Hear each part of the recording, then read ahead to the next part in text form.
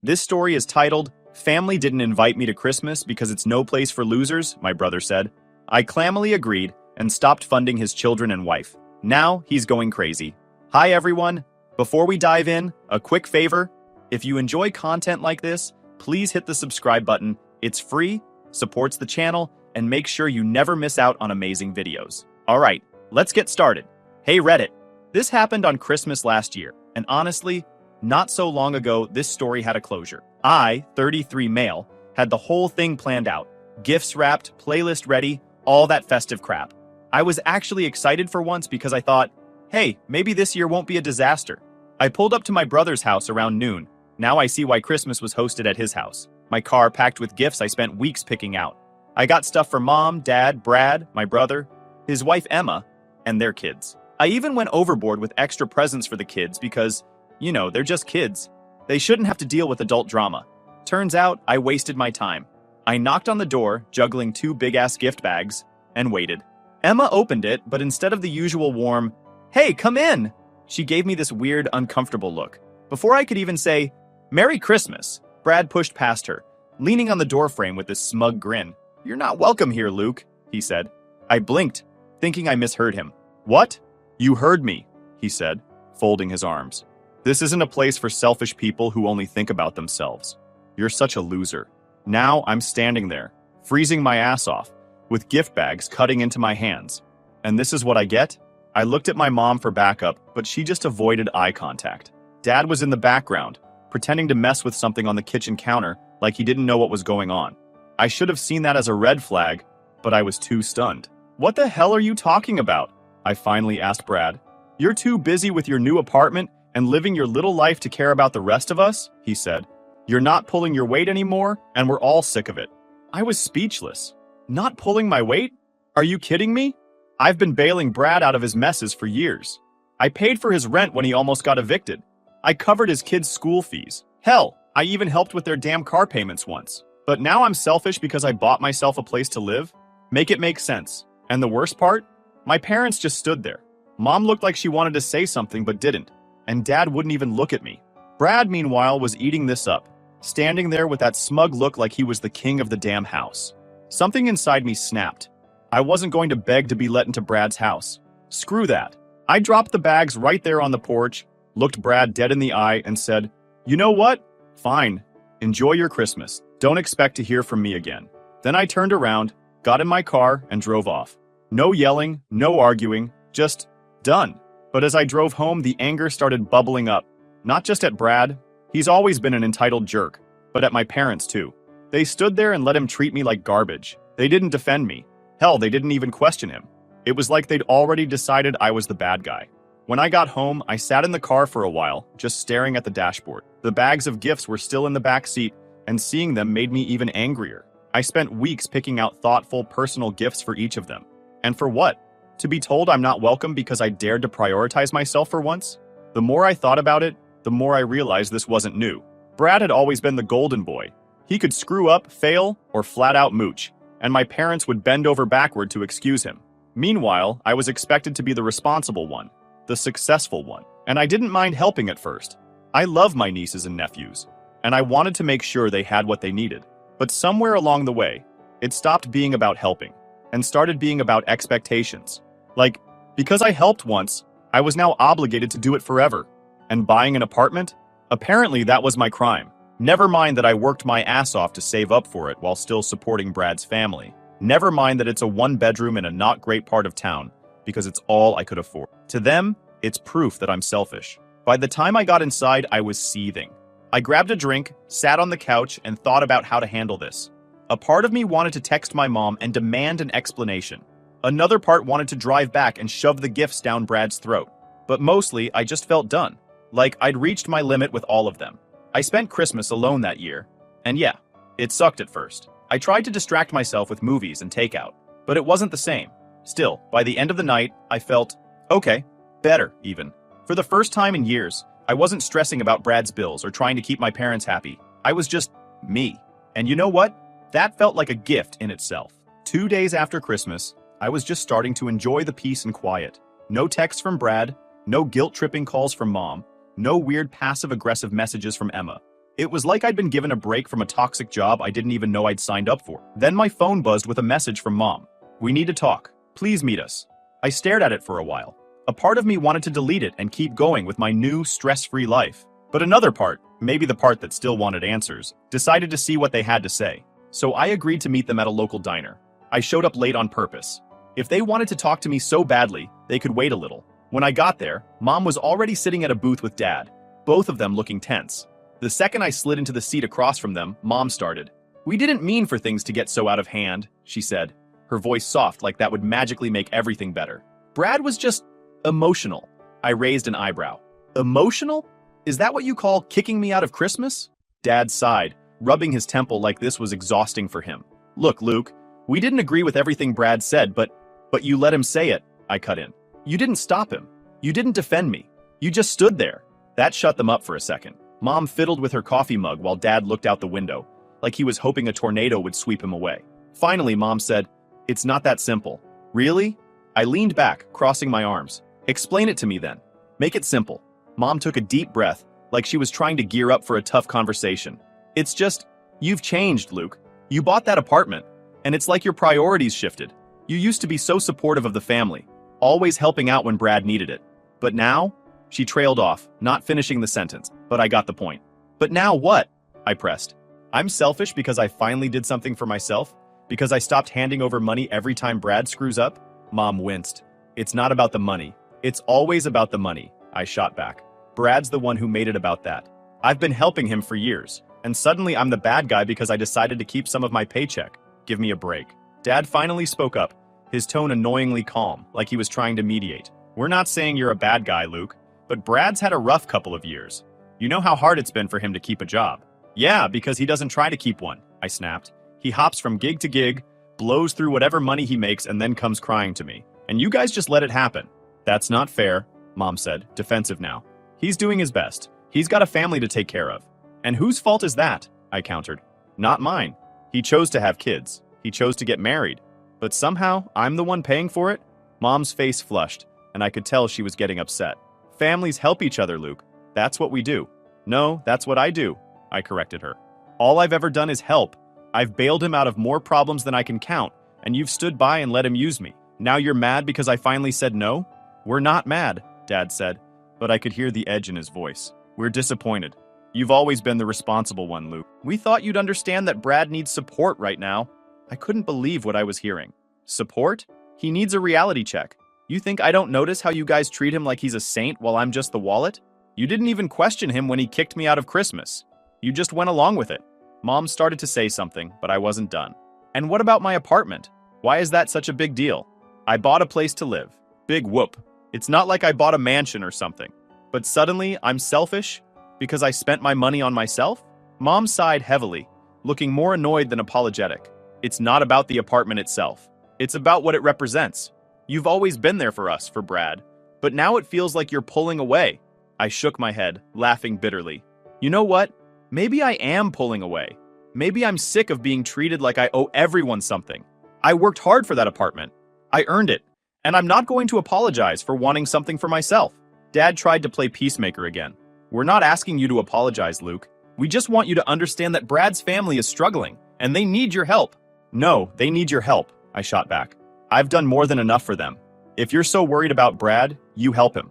I'm out." Mom's expression hardened, like she was finally tired of arguing. "Fine," she said quietly. "If that's how you feel."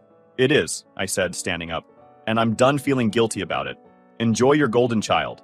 I tossed a few bucks on the table to cover my coffee and walked out without looking back. I didn't care if they called after me. I didn't care if they sat there stewing.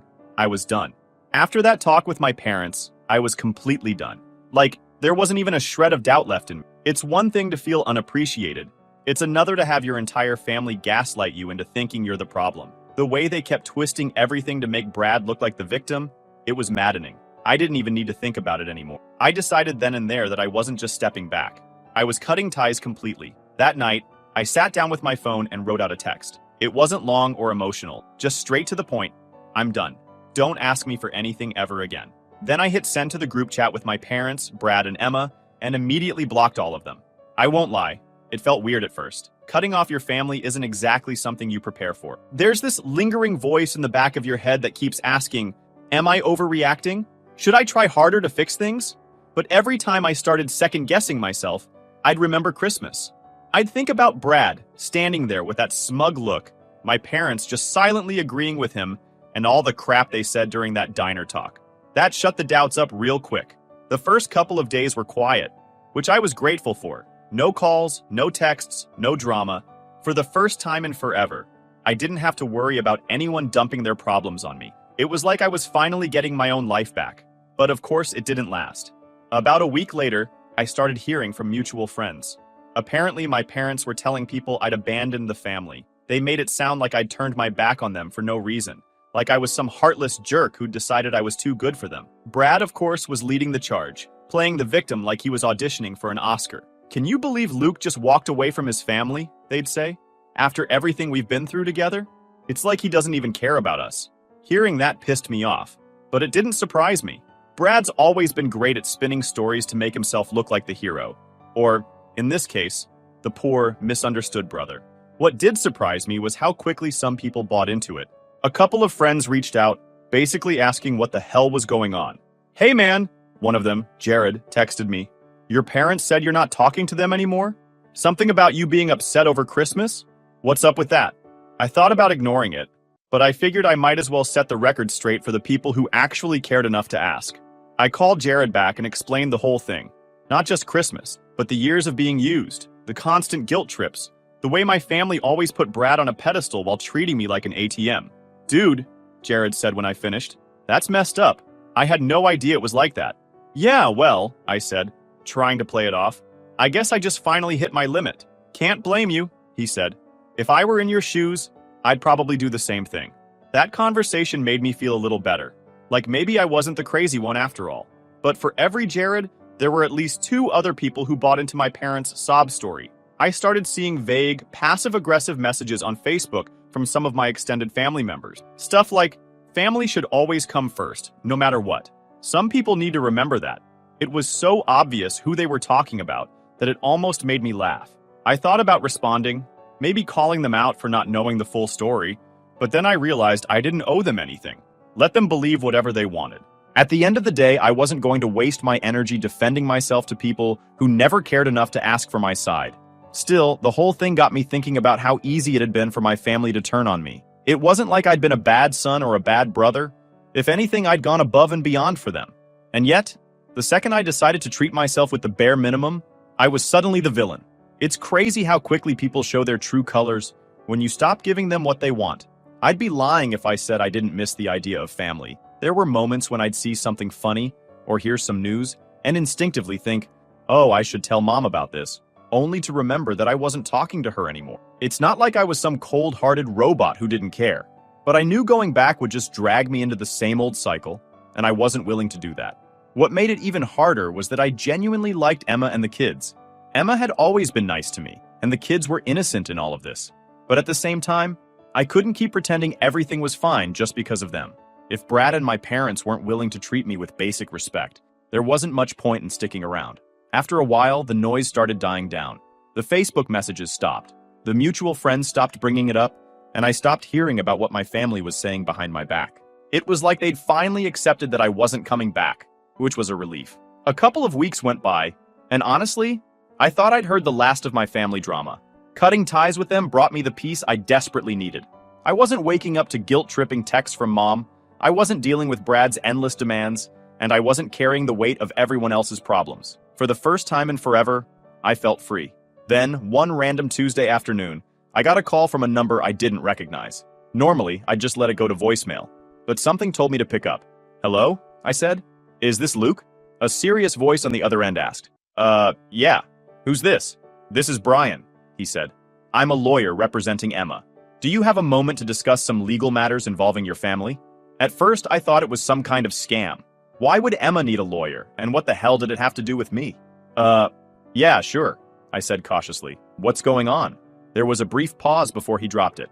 Emma has reason to believe that Brad has been engaging in illegal activities, and your financial transactions with him might be relevant to an ongoing investigation. I froze. Wait, what? What investigation? I haven't talked to Brad in weeks. I understand, Brian said, his tone calm and professional. But Emma recently discovered some alarming information. It appears that Brad has been using money from family members, including you, to fund illegal purchases and activities. We're still piecing everything together, but I thought you should know. My stomach dropped. Illegal activities? Like what? Brian hesitated for a moment before answering. We believe Brad has been purchasing stolen goods and reselling them. Electronics, car parts, that sort of thing. There's also evidence that he may have used the funds for some questionable online transaction. I couldn't believe what I was hearing. I mean, Brad was always a mess financially, but this was a whole new level. Are you telling me I'm connected to this? I asked, feeling my chest tighten. Well, we've found records of several large transfers from your account to Brad's over the years, Brian explained. If investigators come across this, they may have questions about whether you were aware of how that money was being used. I wasn't, I said, probably louder than I meant to. I thought I was helping him with bills, rent, stuff for the kids. I had no idea he was doing anything illegal. Brian seemed unfazed by my outburst. That's why I'm reaching out. Emma wanted to make sure you were informed, in case this becomes a larger legal issue. She's already provided us with evidence, including Brad's financial records, text messages, and some receipts. It's clear she had no knowledge of this either. Does she think I'm involved? I asked, my voice tight. No, Brian said quickly. Emma doesn't believe you had anything to do with this. She knows you were trying to help, but she thought you deserved to know what's going on, especially since your name might come up during the investigation. For a moment, I couldn't even process it. I just sat there, staring at my computer screen while my mind raced. Stolen goods, online scams, and Brad had been using my money to fund it? I finally managed to ask, what happens now? Am I in trouble? Brian's tone was reassuring. At this point, you're not under investigation. But if you're contacted by law enforcement, I recommend being transparent about your interactions with Brad. We're working with Emma to protect her and the children, and we're confident that your role was purely supportive. You weren't complicit in any of this. Great, I muttered sarcastically. So I've been played, and I might get dragged into his mess. Awesome. Brian didn't say much to that, just told me he'd keep me updated if anything new came up. After we hung up, I sat there in silence for a while, trying to wrap my head around everything. I thought back to all the times Brad had come to me for help, the emergencies he needed money for, the rent he couldn't pay, the daycare fees, the utility bills. Was any of it even real? Or had he just been stringing me along the whole time? And Emma. God, I felt bad for her. She'd always been so quiet, so willing to go along with whatever Brad wanted. I couldn't imagine what it must have been like for her to find out her husband was doing this crap behind her back. And the kids? They didn't deserve any of this. The more I thought about it, the angrier I got. Not just at Brad, but at myself too. I'd let him take advantage of me for years, because I didn't want to rock the boat. I kept telling myself I was helping the family, that it was the right thing to do, but all I'd done was enable him. That night, I couldn't sleep. I kept imagining worst-case scenarios. What if the cops showed up at my door? What if Brad somehow dragged me into this, even though I had nothing to do with it? The next morning, I woke up with a splitting headache and a sense of resolve. I wasn't going to let Brad screw me over any more than he already had. I called Brian back and asked him to send me copies of whatever evidence Emma had. If I was going to be tied to this mess, I wanted to know exactly what I was dealing with. When the documents arrived, I was furious all over again. There it was, in black and white. Bank statements, screenshots of shady transactions, even receipts for stolen items. And then there were my transfers, right there alongside them, making it look like I'd been funding his little side hustle. I called Brian again. I want to make this clear, I said, trying to keep my voice steady. I had no idea he was doing this. I thought I was helping him with bills and groceries. If anyone comes asking, that's the truth. Brian assured me he understood, but it didn't do much to calm my nerves. I spent the rest of the day pacing around my apartment, alternating between anger and panic. I couldn't believe it had come to this. Brad had always been a screw-up, but this was next level. And the worst part? He probably didn't even feel bad about it. I decided right then that if anyone came knocking, I wouldn't protect him. Not anymore. He made his bed, and now he could lie in it. It didn't take long for Brad to make his next move, because of course, he couldn't just let things go. One morning, a few days after I'd spoken to Emma's lawyer, I was in the middle of my work-from-home routine when someone started banging on my front door. Not knocking, banging. I already had a pretty good guess who it was. Sure enough, when I opened the door, there was Brad, looking like absolute hell. He pushed past me into the apartment before I could even say anything. Brad, what the hell are you doing? I asked, slamming the door shut behind him. We need to talk, he said, pacing like a caged animal. No, we don't, I said. Whatever mess you're in, I'm not part of it anymore. He stopped pacing and turned to me, his face a mix of anger and desperation. Emma's leaving me, he said, like it was somehow my fault. Yeah, I know, I said, crossing my arms. And good for her. That hit a nerve. His face went red, and he clenched his fists like he was ready to start throwing punches. What the hell is your problem, Luke? She's my wife. She's supposed to stand by me. I let out a bitter laugh. Stand by you while you're buying stolen crap and dragging her and the kids into your mess? Yeah, no, I think she's making the right call. Brad's jaw tightened. She's been talking to you, hasn't she? Filling your head with lies? I rolled my eyes. Brad, she didn't have to tell me anything. Your own actions are screwing you over. You can't blame me or Emma for that. He started pacing again, running his hands through his hair. You don't get it, man. She's talking about lawyers and custody and all this legal crap. And now I've got cops sniffing around because of some stupid mix-up with a few transactions. Mix-up? I interrupted. You mean the illegal crap you've been doing for who knows how long? That's not a mix-up, Brad. That's you being a selfish idiot. Now it's clear who the loser is. He glared at me, but I could see the fear behind his anger. You don't know what it's like, Luke. Trying to keep a family together. Trying to make ends meet. Don't even start, I cut him off. I've been helping you make ends meet for years. I've done everything I could to make sure your family was taken care of. And this is what you did with it? So don't stand there and act like I'm the one who doesn't get it. For a moment, Brad looked like he was going to argue, but then he slumped into one of my kitchen chairs, his head in his hands. I didn't mean for it to get this bad, he muttered. I thought I could fix everything. Fix everything? I said, incredulous. You've made it worse for everyone. Emma's leaving, the cops are involved, and you've probably burned every bridge you had. And for what? A quick buck? He didn't answer. He just sat there, staring at the table like it held the answers to all his problems. Finally, he said, You're my brother, Luke. Can't you help me one last time? I laughed, and not in a nice way. One last time? You've been saying that for years, Brad. Every time you screw up, it's just one last time. Well, guess what? This time, I'm done. You're on your own. He looked up at me, his eyes wide with disbelief. You don't mean that. Oh, I do, I said firmly. I meant it when I told you and everyone else I was done. I've spent years cleaning up your messes, and all it's gotten me is a front row seat to this train wreck. So no, I'm not helping you. Not with this. Not ever again. Brad jumped to his feet, his chair scraping loudly against the floor. Fine, he snapped. If you want to abandon your own family, go ahead. But don't come crying to me when you need something. I raised an eyebrow. When have I ever needed anything from you? Seriously, name one time. He opened his mouth like he had a response ready, but nothing came out. After a few seconds, he just stormed past me to the door. Screw you, Luke, he said over his shoulder before slamming the door behind him. I stood there for a moment, letting the silence settle. My heart was racing, and my hands were shaking a little, but I didn't feel bad. If anything, I felt relieved. Brad could try to guilt-trip me all he wanted, but I wasn't falling for it anymore. That evening, I sat down and thought about everything he'd said. The whole "you're my brother" argument kept replaying in my head, but it didn't hit the way it used to. I used to feel obligated to help him because he was family.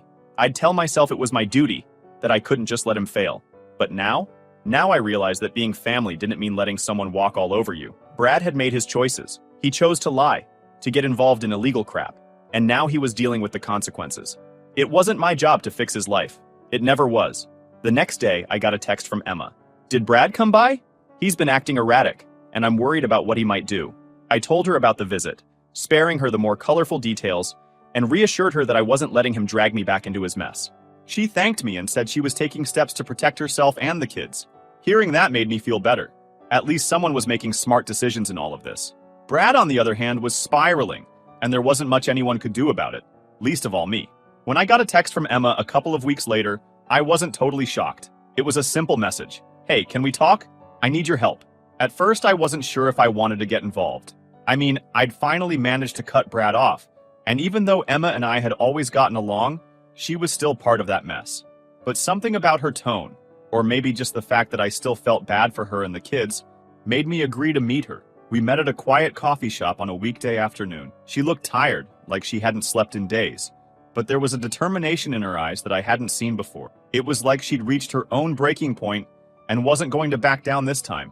I'm leaving him, she said as soon as we sat down. No preamble, no small talk, just straight to the point. Good, I said, nodding. It's about time. She gave a weak smile, like she appreciated the support, but wasn't quite ready to celebrate yet. I've been thinking about it for a while, but after everything that's come out, I can't stay anymore. Not for him, not for the kids. It's just too much. I didn't blame her. Staying with him would have been insane. So what's the plan? I asked. She hesitated, fidgeting with her coffee cup. I've found a new place, she said finally. It's small, but it's in a good neighborhood with decent schools. The kids deserve a fresh start, away from all of this. But I could already see where this was going. But you need help to make it happen, I said. She nodded, looking embarrassed. I hate to ask, Luke, especially after everything you've been through. But I'm stretched so thin right now. Between lawyers, moving expenses, and making sure the kids are okay, I don't have a lot of options. I leaned back in my chair, letting out a long breath. Part of me wanted to say no. I mean, wasn't this exactly what I'd been trying to avoid? Being dragged back into their drama? But then I thought about her kids. They didn't ask for any of this. They didn't deserve to grow up in a household where their dad was constantly screwing up and their mom was stuck cleaning up the mess. All right, I said finally. I'll help. But just this once, and only for you and the kids. Brad's on his own. Emma's eyes filled with tears, and she reached across the table to squeeze my hand. Thank you, Luke. You don't know what this means to me. We spent the next hour going over the details. She needed money for a deposit on the new place and some basic necessities to get started. I transferred her the money that night, and for the first time in a long time, it didn't feel like I was being used. This wasn't Brad guilting me into fixing his problems, or my parents trying to make me feel like I owed them something. This was about helping someone who genuinely needed it, and who was doing the right thing for her kids. A few days later, Emma sent me a text. We're leaving today. Thank you for everything. We talked for a little while, mostly about her plans and how the kids were adjusting. She mentioned that she was looking for a better job and was working with her lawyer to finalize the separation. It sounded like she had a long road ahead, but at least she was on the right track. I still felt a little weird about helping her after cutting off the rest of the family, but I didn't regret it. Emma wasn't the problem, and neither were the kids. They were just collateral damage in Brad's never-ending cycle of chaos. It didn't happen overnight, but eventually Brad's actions caught up with him. I found out through Emma. She'd been keeping me updated here and there, mostly because of the kids. Apparently, the investigation into Brad's stolen goods operation had gained serious traction. By the time the police had everything pieced together, they were charging him with multiple counts of possession and distribution of stolen property. Honestly, I wasn't surprised. Brad had been pushing his luck for years, and it was only a matter of time before the house of cards came tumbling down. What did surprise me, though, was the fact that my name came up during the investigation. Not because I was involved, but because of all the money I'd given him over the year. I got a call from a detective one afternoon, asking if I'd be willing to come down to the station for a statement. Even though I knew I'd done nothing wrong, my stomach was in knots. I couldn't shake the fear that somehow Brad's mess would drag me down with him. When I got to the station, I sat across from the detective in a tiny bare office. He asked me about the money I'd sent Brad, why I'd sent it, what it was for, if I'd known anything about what he was doing. I laid it all out for him. I thought I was helping him pay bills, take care of his kids, keep his family afloat. I had no idea he was using that money for illegal crap. If I'd known, I would have cut him off years ago. The detective nodded, taking notes. He didn't seem skeptical, which was a relief. Then he slid a stack of papers across the table. Bank statements, transfers, receipts, all the evidence they'd gathered. From what we can see, your story checks out, he said. The funds you sent match the timeline of when Brad was claiming financial hardship. We also have records of him falsifying documents to make it look like he needed money for things like rent or daycare. It wasn't just that Brad had used me, it was that he'd gone out of his way to manipulate me. So I'm in the clear? I asked, still nervous. You're not under investigation, the detective confirmed. It's clear you were another victim of his schemes. We may need you to testify if this goes to trial, but you're not liable for anything. Hearing that was like a weight lifting off my shoulders. I wasn't going to be dragged down by Brad's mess after all. A couple of weeks later, the news broke that Brad had been arrested. Emma texted me when it happened. They finally got him. He's being held without bail. It was almost surreal. For years, Brad had been skating by, avoiding consequences, using everyone around him to clean up his messes. But now he was sitting in a jail cell, and there was no one left to bail him out. Well, almost no one. About a week after Brad's arrest, I got a call from an unfamiliar number. I didn't answer, but they left a voicemail. It was my mom. Luke, she said, her voice shaky, please call us back. It's about Brad. He's in serious trouble, and we need your help. I rolled my eyes and deleted the voicemail. I should have known they'd come crawling back the moment things got tough. The next day, there was another voicemail, this time from my dad.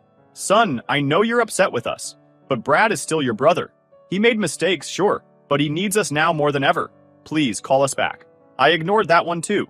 Then came the texts. Mom was practically begging me to step in, saying things like, you know Brad's not a bad person at heart. He just got mixed up with the wrong people. We can fix this if we work together. Dad's messages were more guilt-trippy. Do you really want your brother to rot in jail? Family doesn't turn their back on each other. At first, I was furious. How could they still defend him after everything he'd done? After he'd lied, stolen, and dragged my name through the mud? But the more I thought about it, the more I realized it was just who they were. They'd always coddled Brad, always made excuses for him, always put his needs above everyone else's. This was just another chapter in the same sad story. So I sent one final text to the group chat they'd started bombarding me with. I'm not helping Brad. He made his choices, and now he's facing the consequences. Don't contact me about this again. I didn't get a response. A few months later, Brad's case went to trial. I didn't follow it too closely, but Emma kept me updated. Apparently, he tried to plead ignorance, claiming he didn't know the goods were stolen. But the prosecution had mountains of evidence against him. Bank records, text messages, even a couple of recorded phone calls. He didn't stand a chance. He was sentenced to several years in prison, with no possibility of parole for at least half that time.